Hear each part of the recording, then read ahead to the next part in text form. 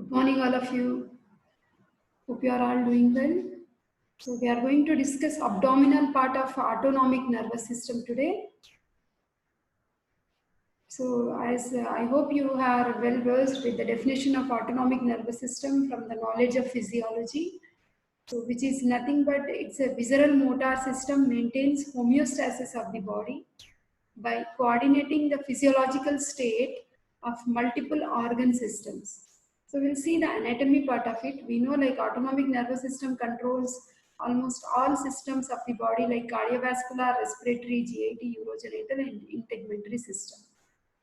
Now just a small brief outlook of how this autonomic nervous system looks like. See, this is, we know like this is brain, cerebellum, brainstem, like cerebrum, brainstem, cerebellum, and this complete thing is spinal cord. So basically we have two components in the functional component of autonomic nervous system. We have parasympathetic, which is shown in like blue color here, and this is the sympathetic one.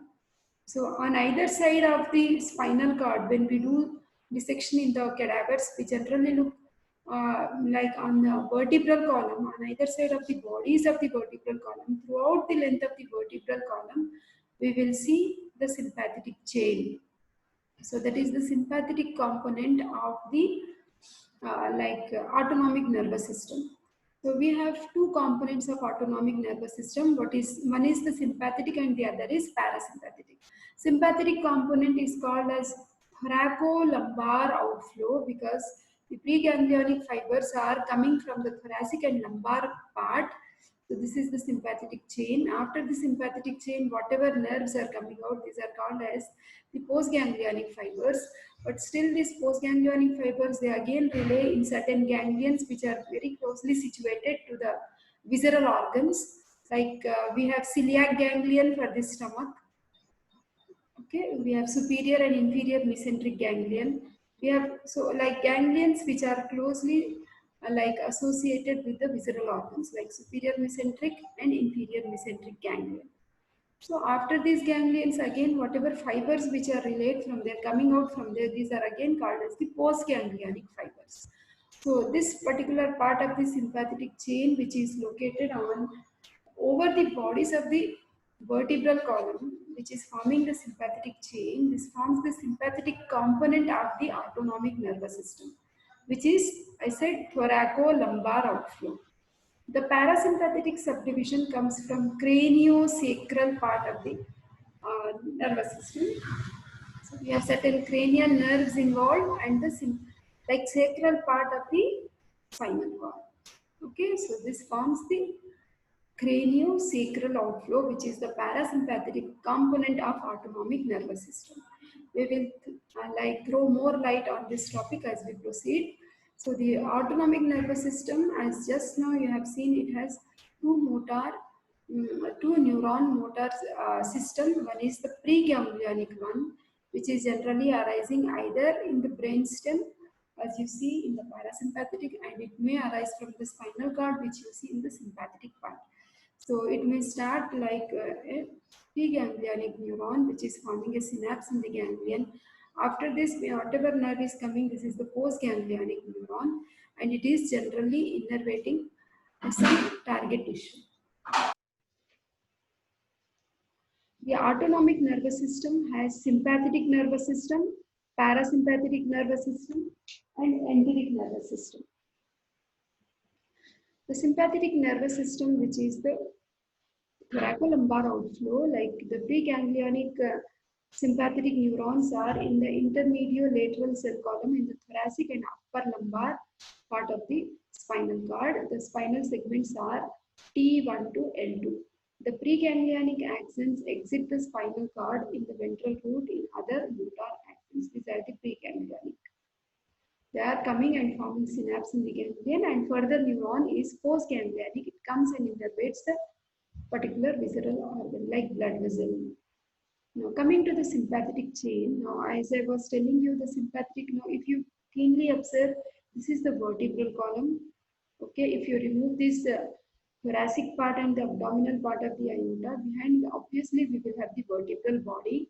On either side of this vertebral body, you are finding a chain of nerves which is present throughout the length of the vertebral column, which is nothing but sympathetic chain. They are named based on the area they are present. If they are present in the cervical region, that is the cervical sympathetic chain. In the thoracic region, it is thoracic sympathetic chain. In the lumbar region, it is lumbar sympathetic chain or the lumbar sympathetic trunk. Okay, then we have sacral sympathetic trunk. Finally, it fuses in the midline. Okay, that is the ganglion impart. So, like two chains are extending from the level of atlas till coccyx, we are finding. So, the number of ganglion in pairs are this is C standing for cervical region where we have three ganglion like superior cervical ganglion, middle cervical ganglion, and inferior cervical ganglion.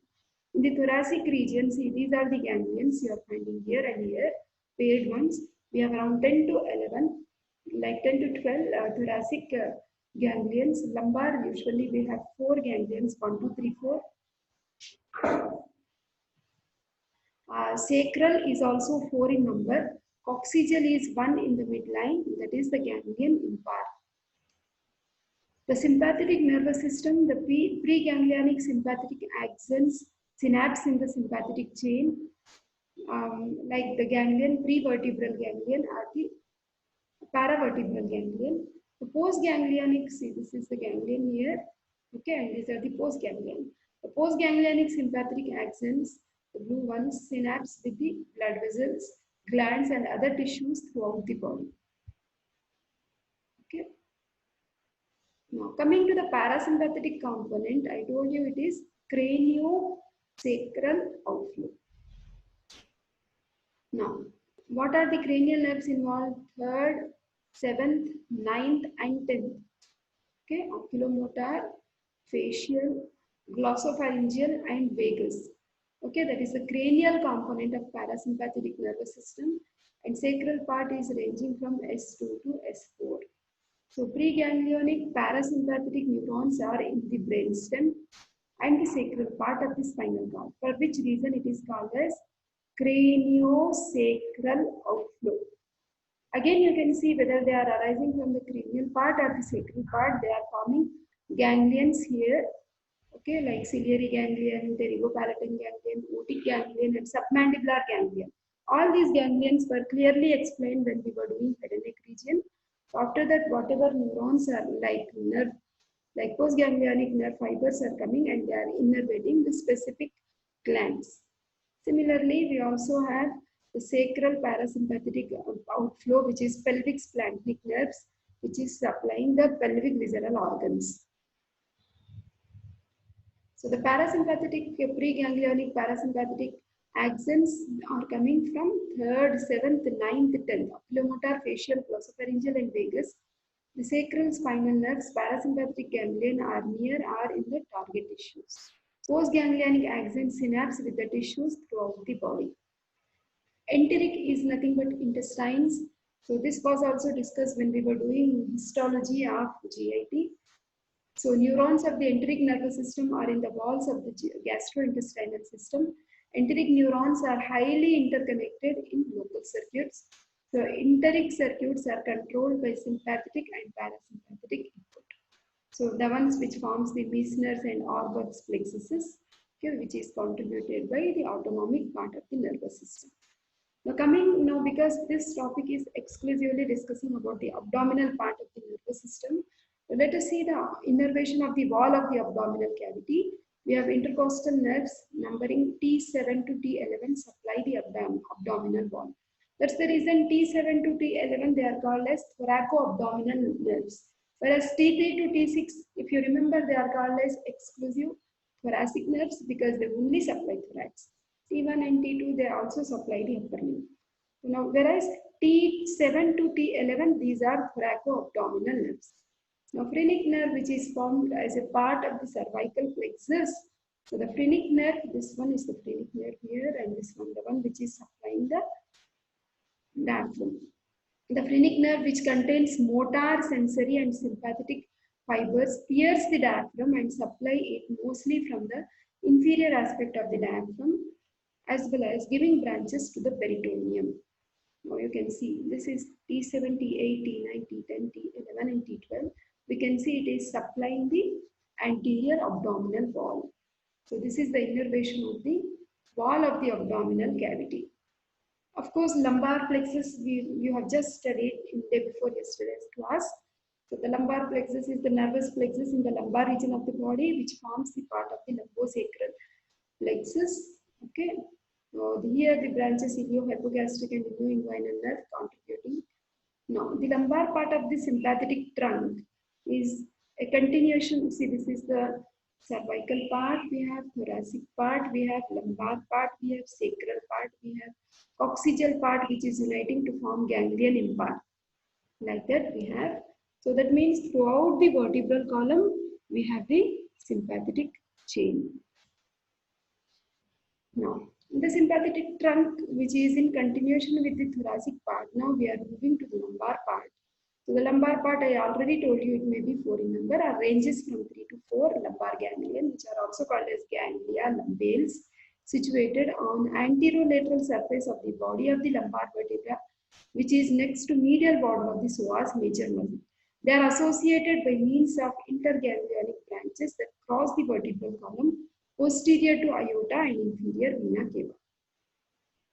The lumbar ganglion give rise to two types of branches, that is the gray rami communicans, okay, rami communicans gracie that join all lumbar spinal nerves, the lumbar splanchnic nerves, that is nervae splanchni lumbales. So coming to the abdominal part, vagus, as the name suggests, which is the 10th cranial nerve, it has a vague force, very extensive force. It gives the parasympathetic nerve supply to the thoracic part and also to the abdominal part of the visceral organs. So vagus, it is basically dividing into anterior and posterior vagal trunks from the esophageal plexus, supply the anterior and posterior stomach respectively. Each trunk contains fibers from both the right and left vagae. The trunks have hepatic, gastric, celiac branches. Vagal fibers enter the celiac and superior mesenteric plexuses. I'll show you in the pictures, and are distributed to the derivatives of foregut and midgut. That's the reason stomach, liver, pancreas, and intestines, as far as left colic flexure, they are all supplied by the vagus nerve, which is forming the parasympathetic nervous system. So you can see this is the celiac plexus, which is contributed by the vagal nerve plexus. So these are the prevertebral plexuses. So celiac, phrenic is close to the diaphragm, hepatic is close to the liver, left gastric is close to the stomach. Okay. Then we have suprarenal, renal plexuses, superior mesenteric plexus, abdominal aortic plexus, and inferior mesenteric plexus. So this picture helps us to have a close-up view. See, this is the celiac plexus. This is the superior mesenteric plexus, renal plexus, aortic plexus, inferior mesenteric plexus, and this is our sympathetic chain. You can see it is continuous. Okay, so we know the nerve supply of pelvis, it is coming from the sacral plexus, which is formed from the ventral rami of the part of L4 and whole L5, that is lumbosacral trunk, and S1, S2, S3, S4, and it gives the pudendal nerve. Okay, it supplies the perineum. We have autonomic part of this sacral plexus is pelvic splanchnic nerves. The root values S2, S3, S4. They are preganglionic parasympathetic nerves to pelvic viscera and hindgut. The sympathetic component of the pelvic nervous system is contributed by pelvic part of the sympathetic trunks. See, this is the pelvic part of the sympathetic chain. Okay, they are the continuation of the abdominal trunks. They descend in front of the ala of sacrum. We know like this is the ala of the sacrum, and it is terminating inferiorly in front of the coccyx, and it forms a single ganglion, that is the ganglion impar, in front of the coccyx. So here we have superior and inferior hypogastric plexuses. They form, and that's how through these plexuses they are innervating the pelvic visceral organs. Now let us see. The sacral plexus, we know it lies posterior to the pelvic wall in front of the piriformis muscle. It is formed by the anterior rami of L4 and L5 and the anterior rami of S1, S2, S3, S4. The fourth lumbar nerve joins the fifth lumbar nerve to form lumbosacral trunk. This is our sacral plexus, L4, L5, S2, S1, S2, S3, S4.